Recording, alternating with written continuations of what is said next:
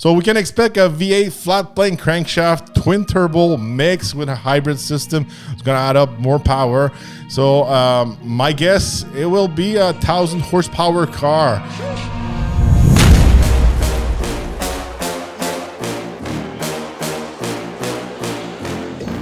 What's up, guys? JUL TORQ here, and today we're talking about Corvette. Yes, Chevrolet just announced the new ZR1 is coming this summer.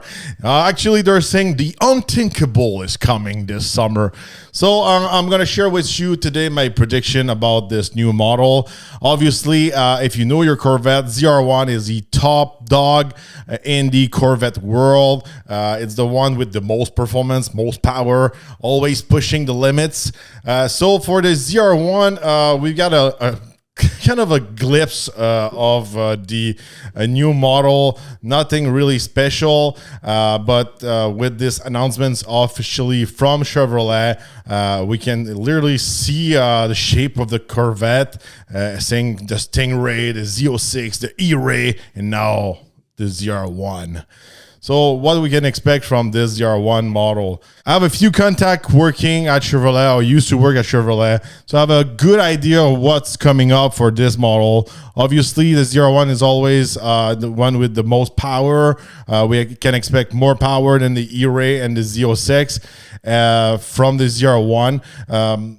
You may have seen some, mule running around the Nürburgring with more aerodynamics, more downforce and stuff like that, ready for a track. I think that's the ZR1. I think the ZR1's been testing on the Nürburgring for more than a year, maybe 2 years now.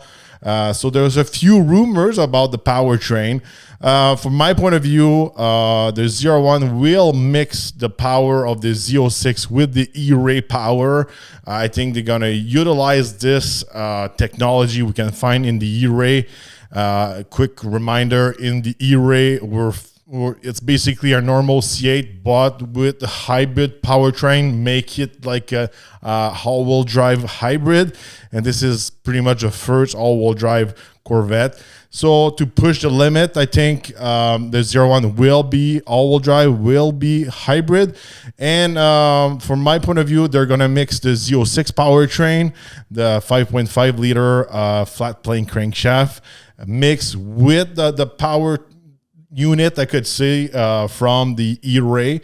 So mixing those two together will bump probably the horsepower around maybe 800 horsepower, 830 horsepower. But after seeing a lot of glimpse of the car running around the Nürburgring and some leak photos also of the actual engine, I believe this engine will be twin turbo also. So we can expect a V8 flat plane crankshaft twin turbo mix with a hybrid system. It's going to add up more power. So my guess, it will be a 1,000 horsepower car. And several years ago, I was working with engineers with the Chevrolet racing team and all that.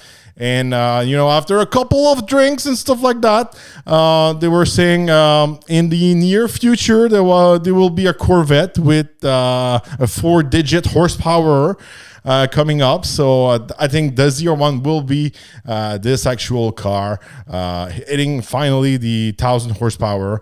I think Chevrolet will remain, affordable, not as affordable as it was back in the day, but I think it will be the king of the track for the value, for the actual price, beating Ferraris, Porsches, Lamborghinis, and stuff like that for quite probably less money than you can invest for those exotics brands. That's my point of view. Just a quick, if we're looking at the story of the Corvettes and stuff like that, the ZR1 always been the top of the line horsepower wise. Back in 1992, it was 375 horsepower. Then it pumps the next years, 93 to 96. at 405 horsepower. That engine was developed with Lotus back then. It was one of the most powerful car. That was the C4 Corvette. Then we have to jump to the C6 Corvette with 638 horsepower. That was the V8 supercharged LS9.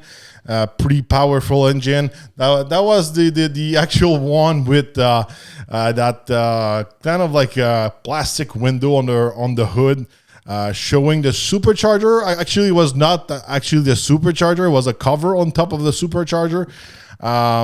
When they came out with that model, that was kind of weird, but after time, those ZR1s are pretty rare now these days, and it was a pretty powerful Corvette. And I remember back in the day when I used to live in Florida, it was one of the quickest car you can find on the street, especially when it was tuned. So it was a pretty quick car, pretty fast.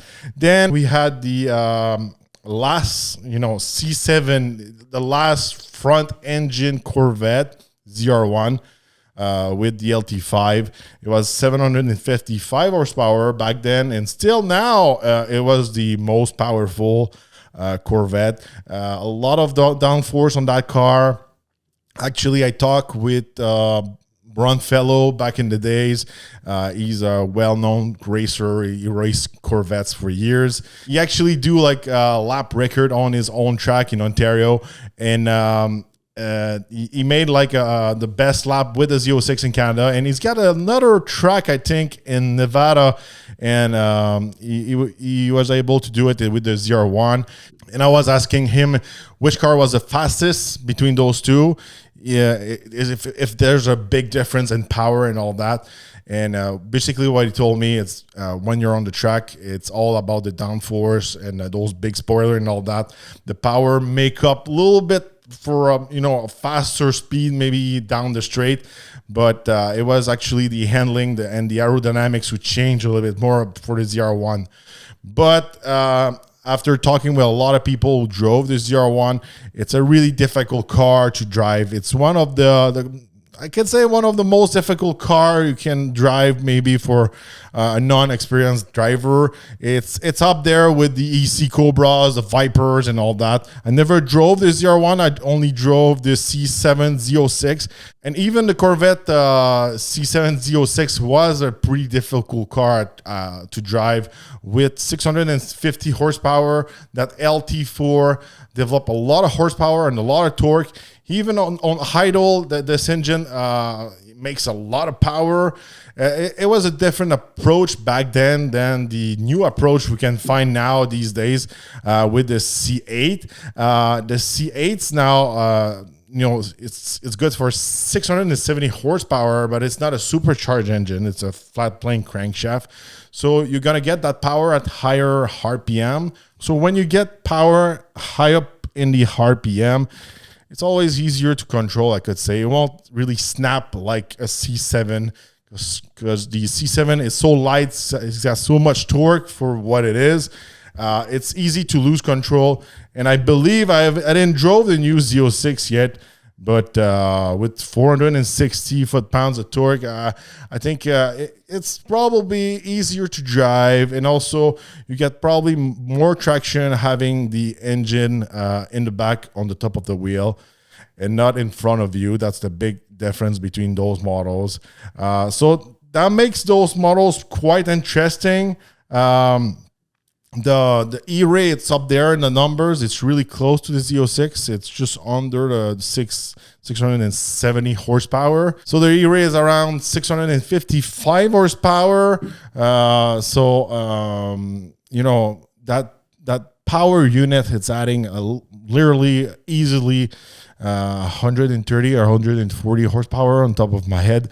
So if you mix it with the powertrain we can find in the Z06, and on top of that, you can put a twin turbo. So without the turbos, I could say probably that car will be around 830 horsepower. Twin turbo it's easy to go and extract easily 170 horsepower, maybe 200 horsepower from that powertrain. Maybe they're gonna change the displacement. Are they gonna keep the flat plane crankshaft? I believe so. It's always little bit harder to put some boost in a flat plane crankshaft engine. But I wouldn't be surprised the team at Chevrolet is able to do it and push the limit of those cars. So let me know in the comments, what do you think about the Corvette C8 ZR1? Do you think, just like me, they're going to combine all those engines, powertrain from the E-Ray twin turbo, and finally reach the 1,000 horsepower? Or maybe you have something else like a supercharged engine, a complete other engine. We don't know about it. Let me know in the comments. I know a lot of you guys are talking about the Zora or something else. I think, from my point of view, the ZR1 will be the top dog for the Corvette. So don't forget to subscribe, like, and share. And we're going to see each other on the next podcast.